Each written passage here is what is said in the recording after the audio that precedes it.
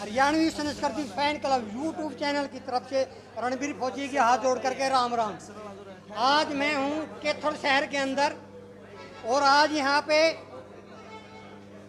अपने जो पंडित जी हैं हरिकेश पटवारी जी, उनकी 124वीं जयंती मनाई जा रही है। उसके उपलक्ष्य के अंदर ये सांस्कृतिक कार्यक्रम रखा गया है।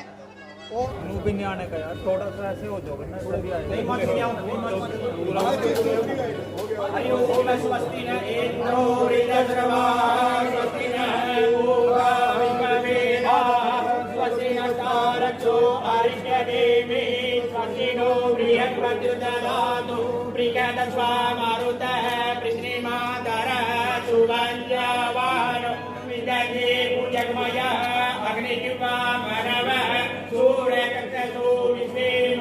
आप लोगों ने मुझे यहाँ बुलाया।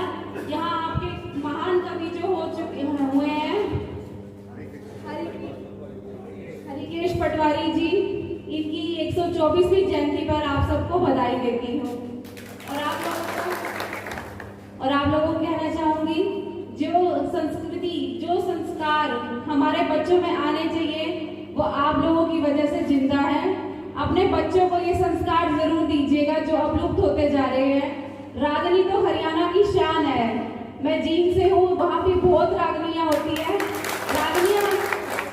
रागनियों के माध्यम से एक संदेश दिया जाता है पूरे हरियाणा में कि हरियाणा एक और हरियाणवी एक।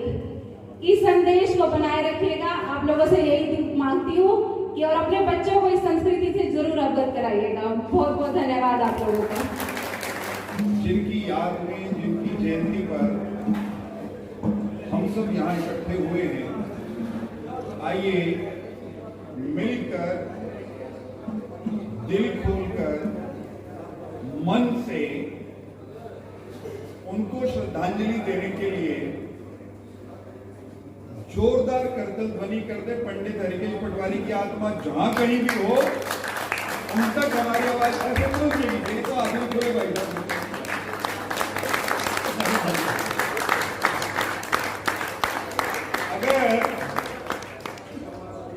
अगर हमारी संस्कृति,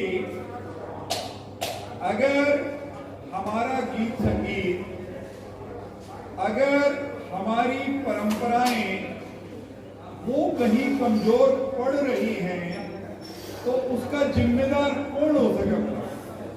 पाकिस्तान तो नहीं है, तालिबान भी तो नहीं, ईरान, इराक या जब वो अमेरिका का राष्ट्रपति, वो तो कौन नहीं। संस्कृति किसकी है? मेरी, आपकी। देश किसका है? मेरा, आपका। हरिकेश पटवारी किसके हैं? हमारे, आपके।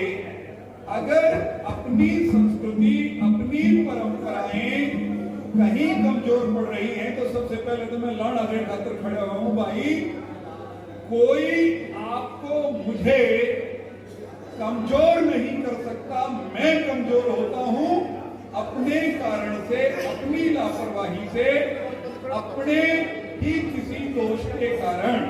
तो अगर अपनी हरियाणवी संस्कृति, उस पर कहीं संकट दिखता है, अगर अपने गीत संगीत पर कहीं संकट है, तो भाई हरियाणा वाले सुन लो।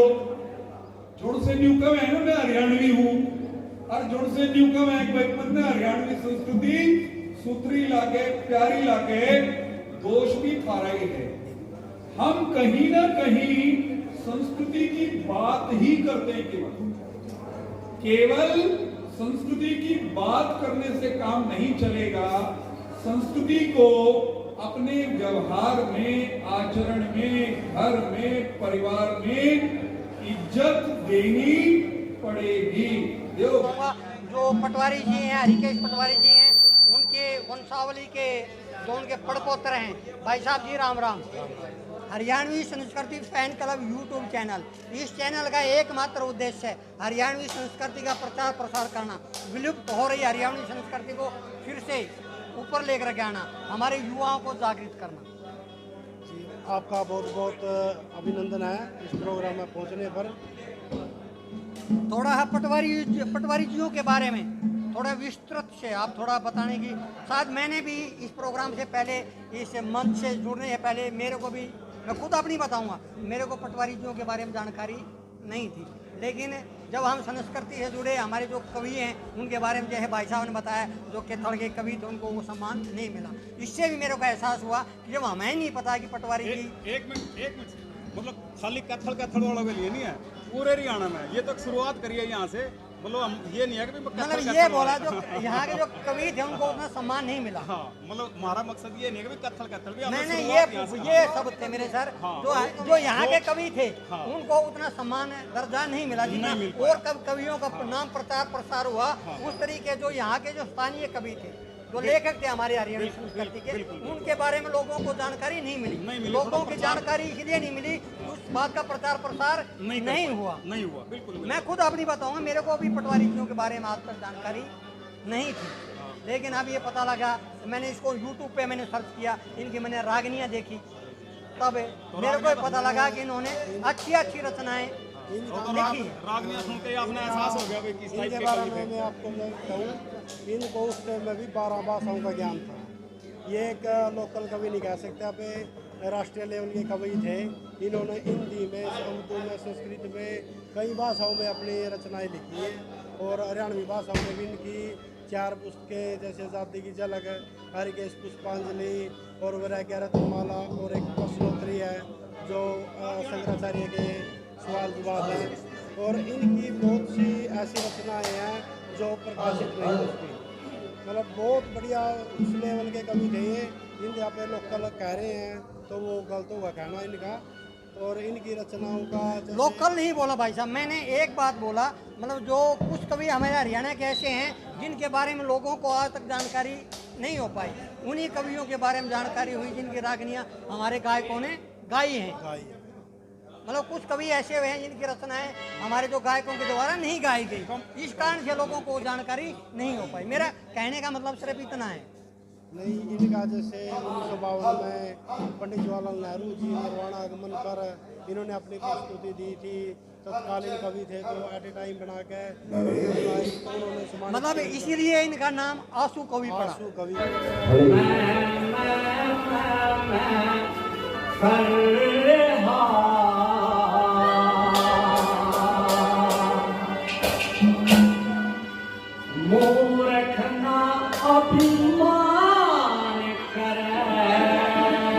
दादा हरिकेश पटवारी जी, जो कि बहुत अच्छे कवि अपने समय के रहे, आशु कवि पंडित हरिकेश पटवारी जी की जयंती में कार्यक्रम कोशिश करेंगे आपके बीच में भजन सत्संग करने की। सबका प्यार प्रेम रहेगा तो अच्छा कार्यक्रम आपके बीच में दिखाने की कोशिश करेंगे।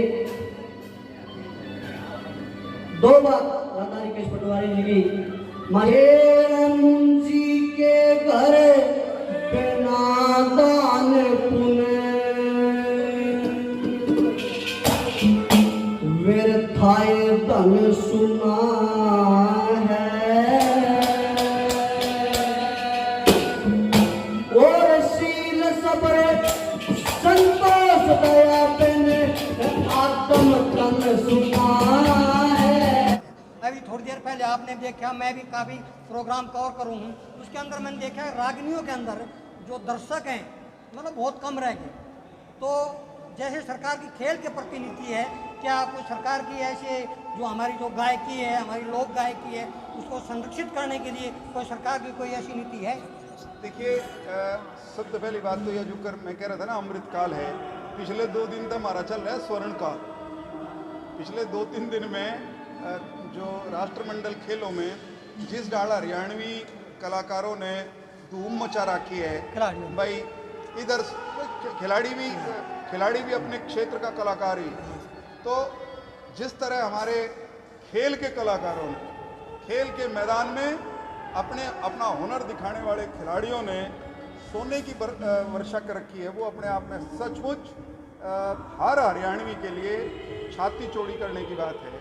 रात में पढ़ रहा था कि अब तक राष्ट्रमंडल खेलों में 10 इवेंट में हिंदुस्तान को स्वर्ण पदक मिले इंडिविजुअल व्यक्तिगत स्पर्धाओं में, और 10 में से 7 हरियाणा। तो निश्चित बात है ये कि हरियाणा सरकार की जो खेल नीति है प्रोत्साहन देने का जो सिलसिला हमने शुरू करा है, मनोहर जी के नेतृत्व में हमने खेल नीति में पहले भी अच्छी थी, यूँ नहीं कह सकते कि बुरी थी पिछली सरकार की, लेकिन उसमें जो कमियां थी हमने में दूर करके अपनी खेल नीति पहले से भी बेहतर बनाई है। और खेल नीति बनाते वक्त हमने इस बात का ध्यान रखा, भाई जो खिलाड़ी हैं हमारे, जिन्हें या खिलाड़ी हैं उनके कोच हैं, उनकी राय जरूर ली जाए। कभी कदार नहीं हो जाए कि भाई नीति बना दी अफसरा ने बैठ के और जिस खातर नीति बनाई उससे सलाह ही नहीं करी, तो हमने यह कमी नहीं होने दी। हमने नवी खेल नीति जब बनाई तो खिलाड़ियों से, कोचों से, जो बहुत बड़े बड़े अवार्ड प्राप्त अर्जुन अवार्डी, द्रोण अवार्डी खिलाड़ी हैं या उनके कोच हैं, उन सब से सलाह लेके नीति बनाई है। और उसी का नतीजा खेल के मैदान में हरियाणा की परफॉर्मेंस देश की परफॉर्मेंस से औसतन अगर देखें तो बहुत आगे है अन्य राज्यों की तुलना में। हरियाणवी संस्कृति को बढ़ाने के लिए भी सरकार निरंतर इसी तरह से प्रयास कर रही है।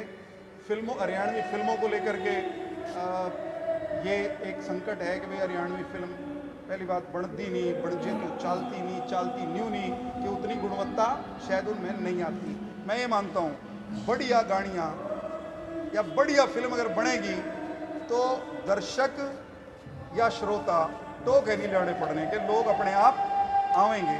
तो जो हमारी फिल्म अगर बढ़िया नहीं चलती, कामयाब नहीं हो रही, कई सालों से कोई हमने हिट फिल्म नहीं दी, चंद्रावल के बाद दूसरी चंद्रावल उस डाल की आई ही नहीं, तो इसकी वजह ये है कि कहीं ना कहीं उनके निर्माता, उनके निर्देशक, उनको तैयार करने वाले लोगों को में वो गहराई आ नहीं रही, वो ऊंचाई आ नहीं रही, उनकी समस्याएं भी बहुत सारी हो सकती हैं।